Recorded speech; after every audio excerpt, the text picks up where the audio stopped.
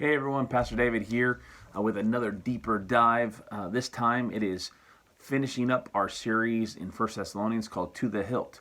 If it's your first time here at a deeper dive, then we just want to let you know it's less than 5 minutes where we do one of two things. We either go deeper into something that we talked about in the message, or it is us going into something that was studied but not presented in the message. And so today is more about presenting something that wasn't in the message, but it is connected to the message. So I chose not to put this in, partly because of time and the things we wanted to focus in on. Here's what we did not talk about. We didn't talk about the tabernacle or the temple. And this is kind of fitting because we are about to jump into our second part of our journey in life of Moses. And in that second part is when the tabernacle actually gets built. So there are some aspects about the tabernacle and the temple that just important just to highlight real quick. And there's three different levels or layers to the tabernacle. There is the court, the outer court,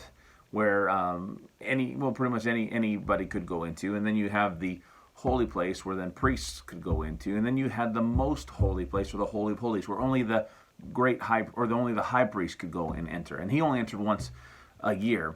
And then Jesus came to earth, lived his life, did his ministry, died on the cross, rose from the grave. And when he died on the cross, the Bible tells us that the curtain of the most holy place, the Holy of Holies, was torn in two.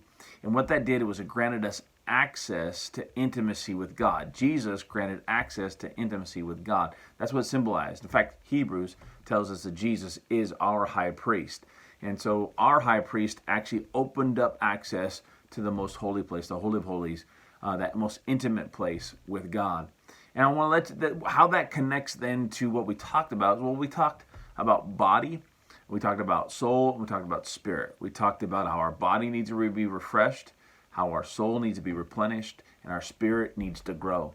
And how our body needs to be refreshed is through rest and recover and renewal. And we just talked about different things like that. We went into the soul, and we talked about the soul being replenished is much like when you come to a Sunday morning and you worship with others, you pray with others, you hear a message from the Bible with others. Those different things can replenish you. Even stuff for teenagers like summer camp is a place to be replenished. But where our spirit grows is in our time alone with Jesus. And so our spirit growing is where we gain access to intimacy with God, gain access with intimacy to Jesus. Just like when the curtain was torn in two to the holy place, most holy place, we gained access to intimacy with God, or gained access to intimacy with Jesus. So it's true when we choose to spend time alone with Jesus, with God, on a daily, consistent basis. And so we want to have that intimacy, we want to have that access. And it's a great kind of parallel there that we see. The body is kind of like the outer courts, and the soul is kind of like the holy place, and the spirit is like the most holy place. Both places, the most holy place, or the Holy of Holies, and our spirit is where we gain that access to intimacy with Jesus. So I hope that helped you guys, and I would love to hear from you guys in the comments what this series has done for you, what this last message did for you as regards our body, soul, and spirit, and maybe even how you are deciding to spend at least 4 days in spiritual growth, 4 days of intimacy, 4 days reading your Bible and praying consistently alone with Jesus. How you're planning to do that, where you're planning to do it. Let me know in the comments. Love to hear it. And we'll jump into our new series. It's part 2 of Moses here this next week, called Destination Promised Land. All right, guys, take it easy.